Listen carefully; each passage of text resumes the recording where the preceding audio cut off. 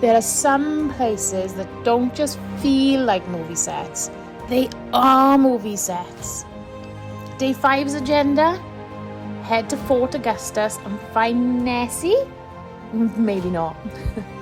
It's just 30 miles today, but first it's time to channel my inner wizard, Harry Potter style, as we join the hordes of muggles on their pilgrimage to witness firsthand the Hogwarts Express flying over the Glenfinnan Viaduct on its way to the School of Witchcraft and Wizardry.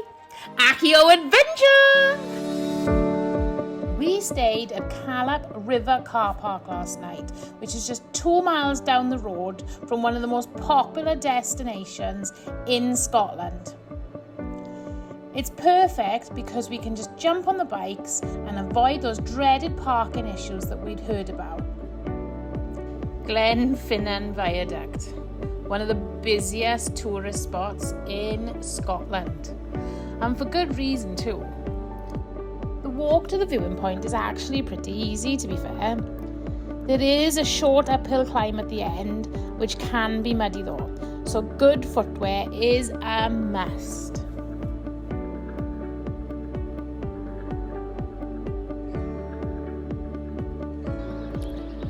And a very good morning from Glenfinnan Viaduct. Where we parked last night, it was crowded and it was noisy, so I wouldn't recommend it if you want a really quiet night, but you are literally 2 miles from this. Now, when we got here this morning on the bikes, the car park was still fairly quiet, and that was about 9:30. So if you are looking to come here early, because I have heard that it does fill up. But as when we passed it, there were still motorhome spaces and car parking spaces, and it's not a long walk from there. So yeah, big Harry Potter fan here, so I'm fangirling right now. So I think the train comes across at 10:45, so we've got about an hour wait. But I'm glad we've just got here now and we can just chill out for a bit and wait and just admire the view. Happy days, there's loads of people here already. So I'll bring you back when the train's about to come. See you later. We got there about an hour early and found a quieter spot further along the banking because yes, it gets crowded. But we made ourselves comfy, soaked in the incredible views and waited for that magical moment. At 10:45 a.m, the Hogwarts Express, or as it's really known, the Jacobite steam train, it appeared, heading east to west after leaving platform 9 3/4, otherwise known as Fort William, at 10:15. We were sat on the west bank for the best angle. It even stopped briefly at the east side to build up steam, perfect for photos. And then it picked up speed to glide across the viaduct. What a sight.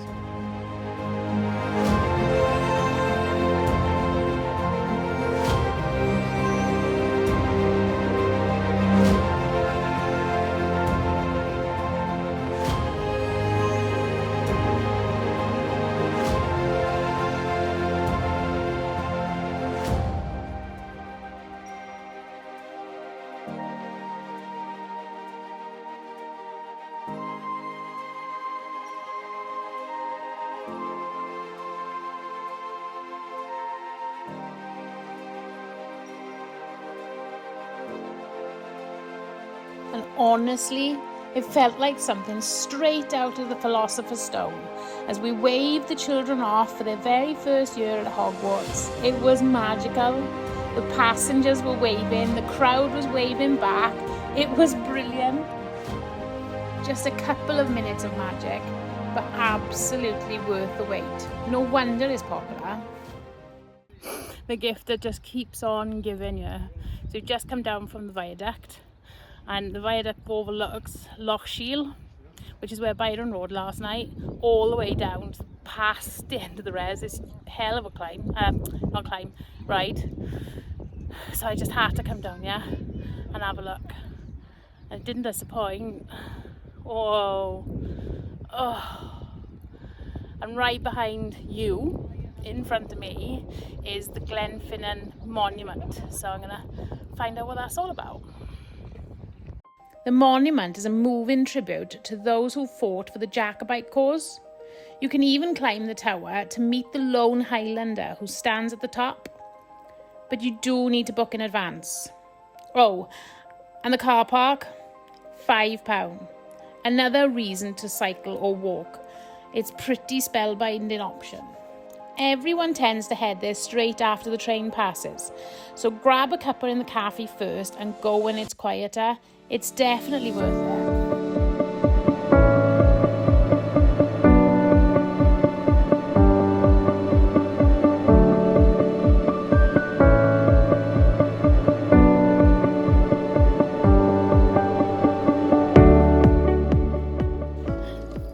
We've arrived in Fort Augustus, right at the base of Loch Ness, which is where Paul wanted to come and meet Nessie. Have you seen him yet? No.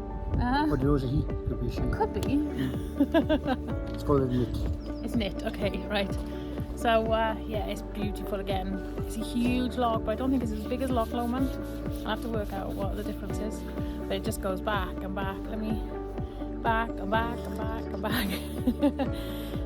Motorhome parking in Fort Augustus is great for the day, but overnight parking just doesn't seem to be anything around here.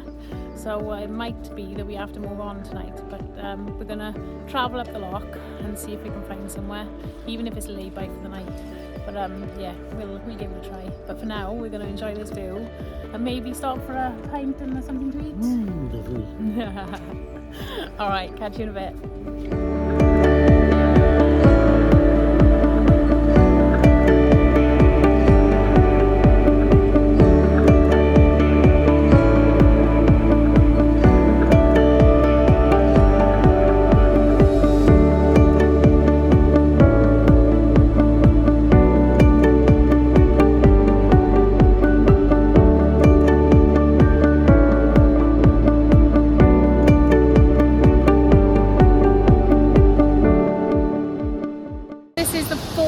Side of the Neptune staircase, it seems. It looks like it's a mirror image of Fort William side. There's several lochs that come down into Fort Augustus as well.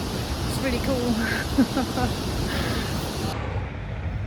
Right, we've arrived at our stopover for the night. It's just a lay-by on the side of Loch Ness, but I can actually say now I have slept on Loch Ness. Yeah, park-ups are not great around here, so I'm a bit disappointed, to be honest, but it is what it is. So yeah, the van is literally 2 meters from this cliff face there. Let me turn you around.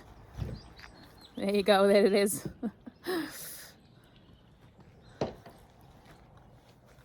So hopefully we'll have a peaceful night and we'll get a view of the Loch Ness when we wake up in the morning. You can't get much better than that, can you? Not one of our best park-ups, but a good view nonetheless. Right, chill out and plan our next trip. Where are we going tomorrow? I don't know. We're winging it now. I haven't got a clue. Let's figure it out. Next time on our big Scotland adventure, and it's one you really don't want to miss. We leave Loch Ness behind and head northwest to Kinloch. This stop, completely unplanned. And you know what? Those days often turn out to be the best days. And this was no exception.